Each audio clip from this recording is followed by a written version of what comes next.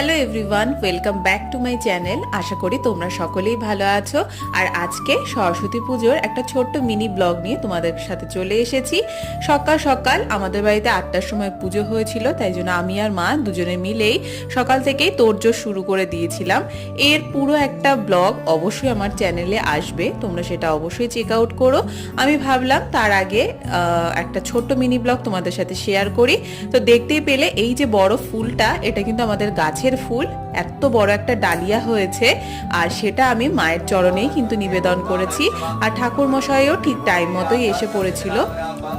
আর এই ঠাকুর মশাই ভীষণ সুন্দর স্তোত্র পাঠ করে আমাদের বাড়িতে পুজো দিয়েছিল, খুবই ভালো লেগেছে। আর এখন আমরা সবাই মিলে কিন্তু অঞ্জলি দিয়ে নিচ্ছি।